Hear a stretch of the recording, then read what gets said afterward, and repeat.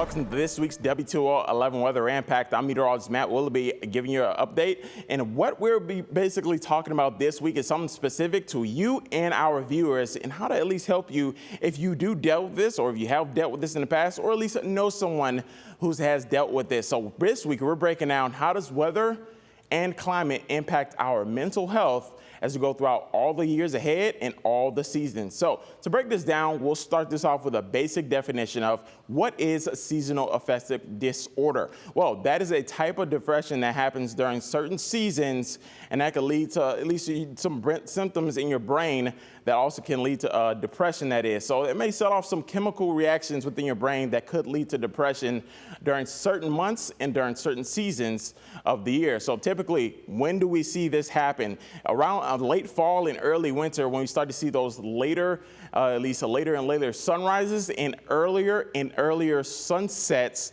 which really causes a lot of those days to become more dark with less sunlight out there. And typically that does end in spring. So that's in spring when we start to see daylight savings time start out and starting to see more sunshine, warmer temperatures, and less cold is typically when we see that decrease. But typically at most time you see that it's late fall and early winter. But what about those symptoms? When it comes to it, depression, anxiety, extreme fatigue, trouble concentrating, feeling irritated, or even a loss of interest in activities are all the symptoms you may see. So really just staying inside, not really wanting to do anything outside, and also just feeling sad, honestly. That's a lot of symptoms that many people struggle with every day, and they may have that if you do see that with seasonal affective disorder. So just some of the symptoms that you may see within that, and who is it most common in? Typically, it's most common in women, and about 4 times likely to experience this as you go throughout fall and winter, but also young adults. So anywhere between 18 to 30 is when we typically will see this happen, and that's when it's most common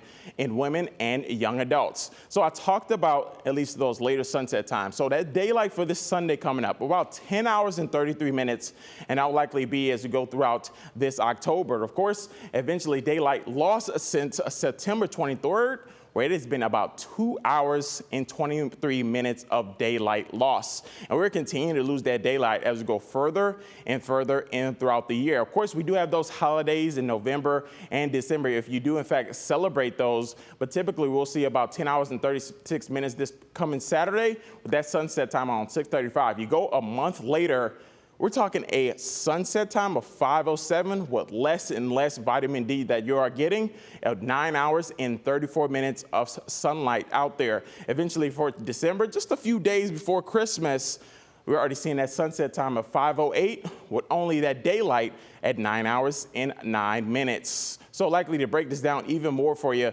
when it comes to climate change and mental health, that really is an impact. And likely we can see that from a PTSD, depression, and likely those reduced well-being. So of course, stress and climate anxiety. This is really one of the more important topics when we talk about our warming climate and climate change. This is really one of the topics that we really want to at least tell you about, whether that's through our Climate Friday with meteorologist John Birchfield, or of course our weather impact, to tell you about these things that are happening as we go throughout the years and to how help our climate as well. So we're talking about less disasters or less time between disasters. That is getting more and more frequently. So when we talk about different disasters like hurricanes, where we've seen Helene, where many people were infected, and not only their physical health was impacted, but also their mental health was in fact impacted. So when we start to see those disasters and even billion-dollar disasters, we're seeing less than 20 days between each of those disasters going throughout the next several years. So there are ways to help. So if you are,